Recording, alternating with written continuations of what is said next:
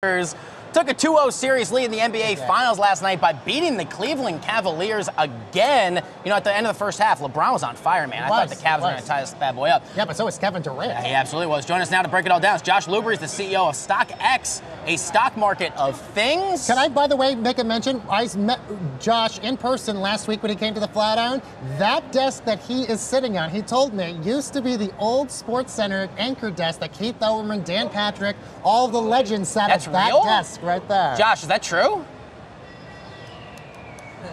That is true. Somehow I get to sit at the desk that they did over 32,000 episodes of Sports Center from this desk, and now it's in Detroit, and we get to do our show here. You know what, Josh? They're all just your warm-up acts. You are really the marquee What does that desk smell like? I think Dan Patrick smells of rich mahogany.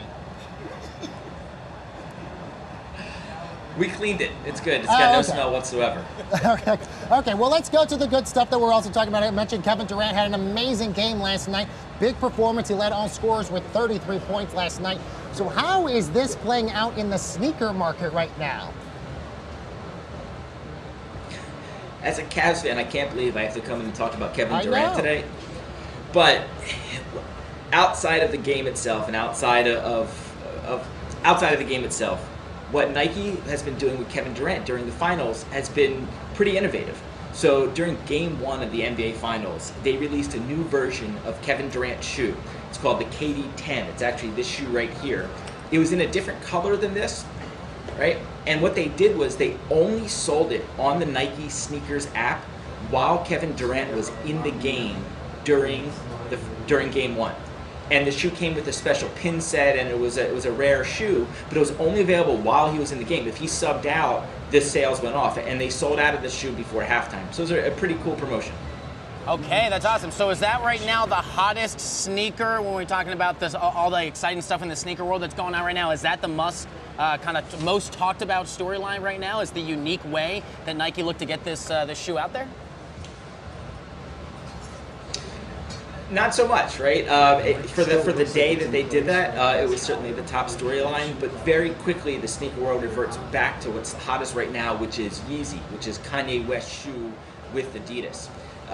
And so the hottest shoe this past weekend was this shoe right here. It's called the Adidas Yeezy Powerphase Calabasas, and the Powerphase is actually a high-top Adidas shoe that was released in the late 90s. And this is a shoe that they reworked to make a low-top version for Kanye West. This shoe was actually released earlier in March, and at one point this shoe was selling for as much as $1,100. But after the restock of this shoe this past weekend, the shoe's down to a much more reasonable price, between about $250 and $300. But it's still the most talked about and the shoe that is selling most right now on the secondary market. Josh, the name Calabasas, he didn't choose this because of the fact that the Kardashians, who he's a part of the family of, live in Calabasas, California? That's the etymology of the name for the shoe. Absolutely, it's Calabasas. Oh, fascinating. Okay, one of the other sneakers, of course, we talk about and we make fun of him a lot because he kind of has dad shoes sometimes, is Steph Curry and what he's going to be wearing. Now, 2 sneaker debuts have come out. Steph Curry is one of them. The Curry 4 has a white version of this shoe. Tell us about that. Right, well look, the NBA Finals, in addition to being a great place to do innovative promotions like Nike did with the KD10, is also a phenomenal place to debut new shoes. So in game 1 of the NBA Finals, we had Steph Curry wearing the Curry 4 for the first time we'd ever seen that. We also had Draymond Green debuting a shoe for Nike. For Draymond, it was a shoe called the Nike React Hyperdunk Flyknit 2017. This is one of Nike's signature basketball shoes that they give to athletes who don't have their own shoe, like Kevin Durant or LeBron James or Kyrie. So we had these 2 debuts in game 1, and then in game 2, LeBron actually debuted 2 shoes. In warm-up, he debuted the LeBron 14 Low, the first time we'd ever seen that particular shoe. And then during the game, LeBron wore for the first time the LeBron Zoom Soldier 11. So over the course of 2 games, we had 4 pretty big Nike shoe releases. Okay, so Josh, so break this down for our viewers who maybe, let's say they're not sports fans, they're not actively watching the NBA Finals. How big of a deal is this? These guys come out on the court, they're wearing these shoes. Is there just like all cameras and smartphones are pointed at the footwear of these A-list athletes because everyone wants to see what they're wearing? I mean, how important and significant is it right now, especially in the first 2 games of the NBA Finals? Yeah, look, I mean, selling any shoes right now, particularly basketball shoes, is a little bit challenging. We've talked about earlier how sort of trends go to these low-top shoes like the Yeezys and like a lot of Adidas. So it's great for Nike to have signature athletes like LeBron and Kyrie and Kevin Durant in the NBA Finals, and to use that spotlight to showcase these brand new shoes that no one's seen before.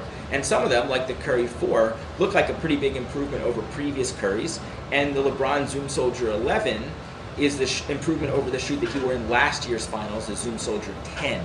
So all of these brands continue to re-release new models of Steph, LeBron, Kyrie, KD, and the finals is a phenomenal place to showcase it.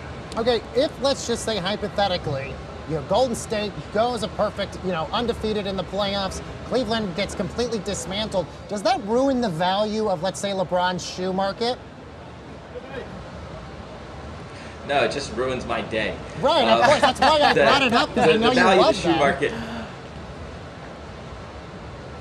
Look, the value of the shoe market actually isn't impacted by the wins, losses, or how the players play, even to some extent. They're superstars already. The value of the shoes in the resale market is purely supply and demand. And so when we have shoes that are very rare and limited, they're going to sell for a lot regardless of whether someone wore them in the finals or how well those players did. But from just a general awareness of the shoe, it's still great to have them out there during the finals.